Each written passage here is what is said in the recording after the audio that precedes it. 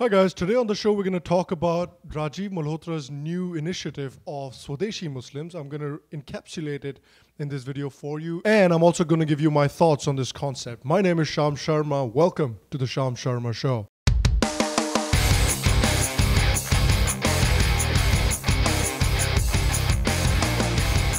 Hello, and welcome to another edition of the Sham Sharma Show. Thank you very much for joining me today. Thank you very much for watching.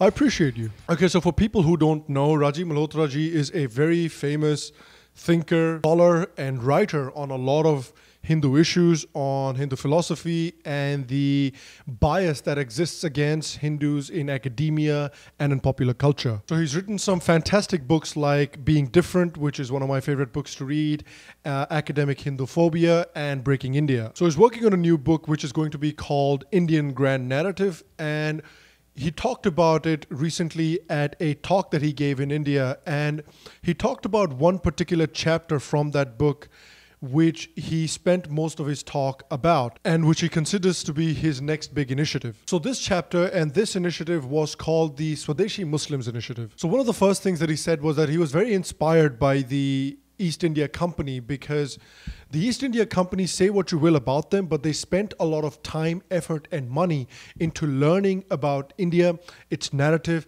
its culture, its people. And the reason that it did so was that so that it can manipulate the Indian people and pit Indian against Indian, which was known as the divide and rule policy, which allowed them to rule as long and as effectively as they did. So then he talks about grand narratives from other countries, for example, the United States, which their grand narrative even has a name. It's called the American exceptionalism, which means that, Americans are the exceptional people in the world.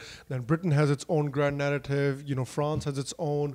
Germany has its own. China has its own. Japan has its own. So all of these, successful countries in the world right now have their own grand narratives that they fully are committed to and that they fully believe in. So when talking about India and its own grand narrative, what do we do today? What do we do to reclaim our grand narrative? What do we do to reconstruct our grand narrative? And when we're talking about reconstructing and reclaiming our grand narrative, we cannot only do it with only Hindus in mind. I mean, it's very important that Hindus figure out their own house and get their own house in order and get their own affairs in order to reclaim our narrative. But it is also important for us to not neglect the Indian Muslims when it comes to formulating and reconstructing our grand narrative, because some people may like it, some people may not like it, but they are part of this country. They are part of our culture. So one of the things that he talked about, creating a Swadeshi group of Indian Muslims, that they are essentially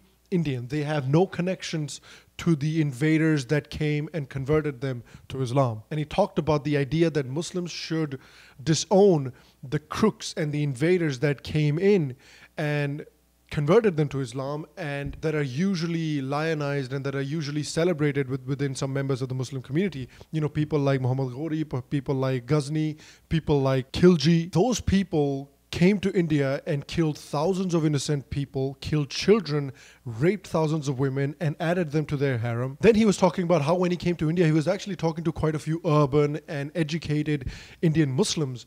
And when he talked to them, one of the common themes that emerged from a lot of people that he talked to was the fact that a lot of these urban educated Muslims have had it with Orthodox Islam and have had it with the control of dogma and the control of the imams that they've maintained over Muslim society for such a long time. But he also mentioned that there was an issue of fear, that these people fear that if they raise their voices too much, that there might be some backlash from within the community, even some physical backlash.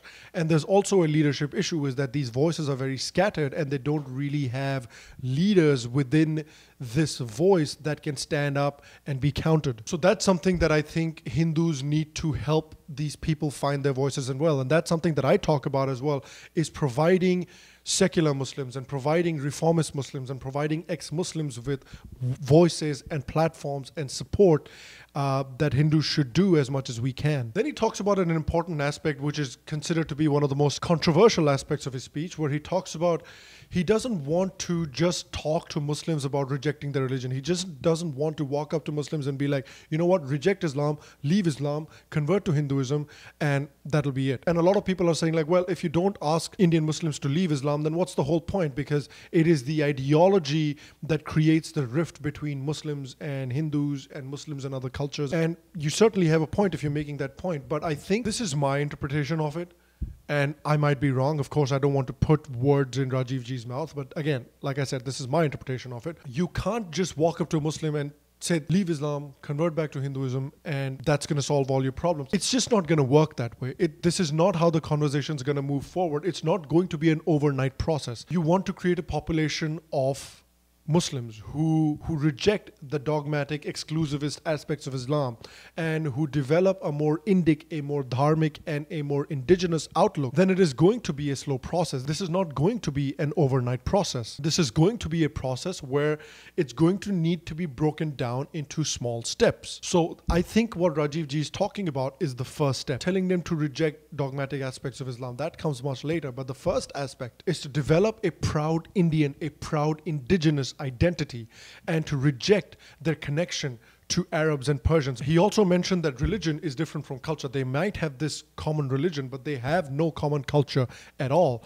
Indian culture and the culture of Indian Muslims is very different from the culture of Arabs and the culture of Persians. Indian Muslims might see them as Arabs, but Arabs don't see Indian Muslims as one of them. The fact of the matter is that Indian Muslims, their heritage is Indian. Their heritage is indigenous. Their culture is indigenous. Their culture is Indian. Their heroes and their ancestry are Indian. Their heroes should not be foreigners from Arab countries, foreigners from Afghanistan. You know, celebrating Arjuna, for example, as a hero does not take away your religion. Their sacred land is in India. Their sacred land is not thousands of miles away. Diwali and Holi are as much part of their cultural fabric as Eid is. Then he also made a difference between Indian civilization and the desert civilizations or the Abrahamic civilizations. You know, the Abrahamic civilizations, they emerged in the desert where nothing grows. There's a lot of scarcity. So there's a strong aspect of kill and take and survive within those cultures.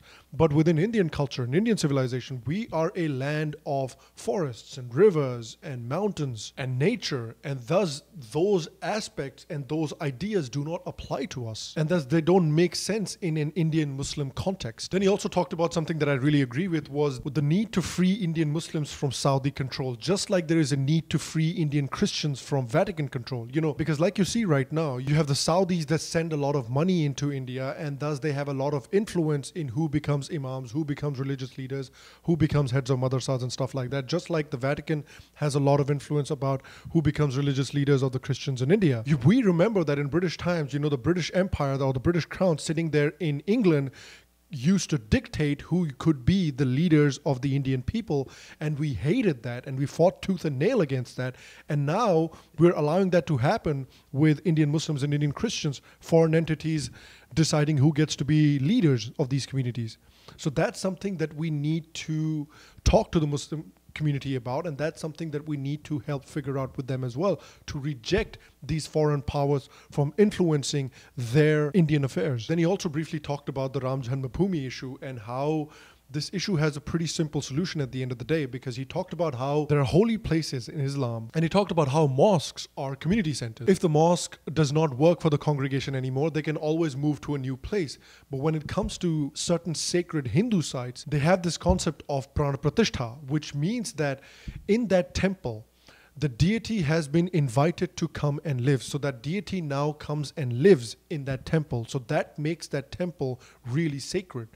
Which is why, irrespective of whether or not Sri Ram was born exactly on that same spot where the Ram Janmabhoomi Mandir is, but the fact is that for hundreds of years, Indians and Hindus have welcomed Sri Ram to come and live in that area on that spot. And for hundreds of years, Hindus have worshipped that area just like Ram lives on that spot. So that is why that area is so sacred to them. And that is where Swadeshi Muslims come into play as well. And he also talked about that he spoke to these Swadeshi Muslims, and when he spoke to them about Article 370, they agreed that there is no need for Article 70 because there is no need to treat one part of the country as different from other parts of the country. They also talked about the Uniform Civil Code, and the Swadeshi Muslims that he mentions also agreed that they think all people should be treated equally under law, so they were in favor of the Uniform Civil Code as well. And he also made a good point about reaching out to cosmopolitan, educated, urban Muslim women, because even if you look today in the sort of Muslim reformist, ex-Muslim voices, a lot of them are very prominent Muslim women, like Sarah Haider, like you have Yasmin Muhammad, like you have Ayan Hirsi Ali, like you have Mariam Namazi, among many others. And there's a lot of women who are very prominent voices in this movement. So I think that's a good point to make as well. Having said that, though, none of this is going to work, I think. None of this is going to work. None of this is going to make sense unless Hindus present a strong front, unless they can command that sort of respect. This group of Hindus is a strong unit, and they will not budge from their principles, and they cannot be pushed around. That's the only way the initial respect is going to come. Very important that we first get our house in order, and we first work on creating some sort of a basic principled unity. So to basically summarize the speech and basically summarize his initiative, it is a situation where the foreign funding and the foreign connection that Indian Muslims have is severed, is removed, and Indians realize that they are an indigenous people. Their culture is indigenous. And again, I'm talking about this is the first step in a very long process. The religion might be Islam, but their culture is Hindu. Their culture is indigenous. Their ancestry is Hindu. Their ancestry is indigenous. It's completely Indian. Developing that sense of Indianness and developing that sense of that indigenous feeling within the Indian Muslims and creating a strong batch of these Muslims as the first step in the Swadeshi Muslims movement. I think as a first step, this is definitely a great initiative. And right now, through my platform, I'm offering Rajiv Ji that I'll be happy to assist him in any way that he requires my assistance in helping move this initiative forward. All right, guys, so this was a brief review of the Swadeshi Movement initiative as laid out by Rajiv Malhotra Ji and my thoughts on it as well. I would like to hear your thoughts on it as well. So please let me know your thoughts in the comment section down below. I would love to hear them. You can go check out Rajiv Malhotra Ji's full speech as well. I will provide the speech link in the description below as well. All right, guys, if you enjoyed today's episode, please make sure to leave a like. Please make sure to leave a thumbs up. It helps me out. It helps the channel out. Also, if you enjoy what we do here on the Sham Sharma Show, you can make sure to subscribe to the show's channel down below or over here. I will see you for the next episode. And until then, stay happy, stay healthy, and I'll see you soon.